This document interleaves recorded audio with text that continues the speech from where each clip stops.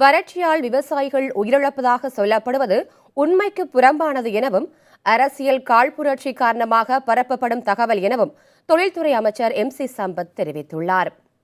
வறட்சியால் தான் விவசாயிகள் உயிரிழந்துள்ளனர் என அதிகாரப்பூர்வமாக தெரியவரும் பட்சத்தில் அரசு தகுந்த நிவாரணம் வழங்கும் எனவும் புதிய தலைமுறைக்கு அளித்த பேட்டியில் அவர் தெரிவித்துள்ளார். கடலூர் மாவட்டத்தில் வறட்சியால் பாதிக்கப்பட்ட பகுதிகளில் தொடர்ந்து காலையிலிருந்து அதிகாரிகளும் அமைச்சர்களும் நேரடியாக சென்று விவசாயிகளிடம் நேரடியாக என்ன மாதிரி பிரச்சனை என்று விவசாயிகள் கேட்டு வருகிறார்கள். குறிப்பாக விவசாயிகள் பல்வேறு பிரச்சனைகள் சொன்னாலும் அதற்கு நம்பிக்கை ஊட்டு விஷயமாக அமைச்சரும் அதிகாரிகளும் அவர்களும் சொல்லி வருகிறார்கள். இது குறித்து நம்முடன் பேசுவாக தொழில்துறை அமைச்சர் MC சம்பத் அவரோட நம்முடன் இருக்க அவட கேட்போம். சார், காலையிலேருந்து எத்தனை பகுதி கிராமங்கள் சென்றிருக்கீங்க? விவசாயிகள் என்ன மாதிரி கோரிக்கையெல்லாம் உங்கள்கிட்ட வச்சிருக்காங்க சார்? காலையிலேருந்து வறட்சி நிலவரம் குறித்து மாண்புமிகு முதலமைச்சர் உத்தரவுப்படி இன்றைய தினம் முதன்மை செயலரோட கிட்டத்தட்ட ஒரு 14 இடங்கள் குறிப்பிடப்பட்டு கிட்டத்தட்ட 9வது இடத்துல இப்போ நின்றுட்டு இருக்கோம். நம்ம 9வது இடத்துல ஆய்வு மேற்கொள்ளப்பட்டிருக்கோம். விவசாயிகளுக்கு ஒரு நம்பகத்தன்மை வந்திருக்கு, நம்பிக்கைக்குரிய தன்மை இந்த அரசின் மீது வந்திருக்கு. காரணம் என்னவென்று கேட்டால் 2013 தமிழக முதலமைச்சர் மாண்புமிகு அம்மா அவர்கள் இருக்கும்போது வறட்சிக்கு நிவாரணம் அளிக்கப்பட்ட ஒரு அதிமுக அரசினுடைய தலைமை மாண்புமிகு அம்மா அவர்கள். இப்போ இந்த ஆய்வு மேற்கொள்ளப்பட்டு 9ஆம் தேதிக்குள்ள அனைத்து ஆய்வோட கணக்குகள் கொடுக்க வேண்டும் என்று மாண்புமிகு முதலமைச்சர் அவர்கள் வலியுறுத்தி சொல்லியிருக்காங்க.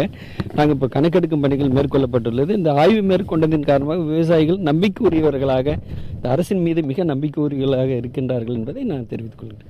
குறிப்பாக நாங்களே காலையிலேருந்து பார்த்தோம், நீங்கள் எல்லா பகுதியிலும் விவசாயிடம் பேசியிருக்கீங்க. அது ஒரு நம்பிக்கை ஊட்ட விஷயமா இருக்குது. ஆனால் தமிழகம் முழுவதும் உயிரிழப்பு என்பது அதிகமாக இருக்குது. கடலூர் மாவட்டத்தில் ஏதாவது உயிரிழப்பு இருப்பதா?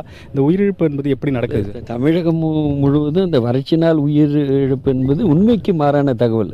அரசியல் காழ்ப்புணர்ச்சி காரணமாக பல்வேறு அரசியல் கட்சி இயக்கத்தை சார்ந்தவர்கள் சொல்கிறாங்களே வழி, எந்த இடத்துல விவசாயிகளை பொறுத்தவரையிலும் அவங்க நம்பிக்கையுரியவர்கள், தைரியமானவர்கள், திடகார்த்தக்காரர்கள். அவர் காரணம் என்ன என்று கேட்டால், ஒரு போகம் பயிர் மாசூல் இல்லைன்னா கூட அடுத்த வருஷம் நல்ல மழை பெய்யும், மாசூல் வச்சுக்கலாம், 1க்கு 2 மடங்கு மாசூல் வரும்ன்றத அந்த நம்பிக்கைக்கு பாத்திரமானவர்கள் விவசாயிகள், தைரியமானவர்கள் விவசாயிகள். இதெல்லாம் உண்மைக்கு மாறான தகவல். ஒரு சில இடங்களில் உண்மையாக இறந்தப்பட்டதாக விவசாயிகளே சொல்லியிருக்காங்க.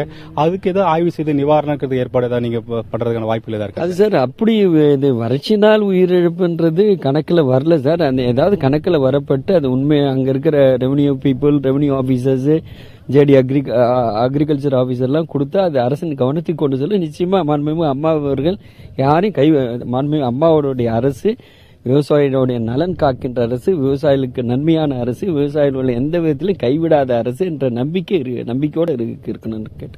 குறிப்பாக விவசாயிகள் மட்டும் பாதிக்கப்படாத, விவசாயத்தை நம்பி இருக்க கூலி தொழிலாளர்களும் கால்நடைகளும் பாதிக்கப்படுறது. அதுக்கான மாற்று ஏற்பாடு ஏதாவது இருக்கா சார்? கால்நடைகளுக்கு தீவனங்கள் இப்போ கம்மியாக இருக்குது சார். கால்நடை தீவனத்துக்கு உண்டான நம்ம எந்த இடத்துல போர்வெல் இருந்து பேடி பயிராகுதோ அங்கிருந்து வைக்கல் வாங்கணுன்ற ஒரு முடிவு மாண்புமிகு முதலமைச்சர் கவனத்துக்கு நாங்கள் கொண்டு செல்கிறோம். மேலும் கூலி விவசாய தொழிலுடைய நலன் கருதி இந்த அரசு மாண்புமிகு முதலமைச்சரோட அந்த அறிக்கையில் நாங்கள் சமர்ப்பிக்கும் போது எல்லாம் சேர்த்து கொடுக்குறதா இருக்கும் சார்.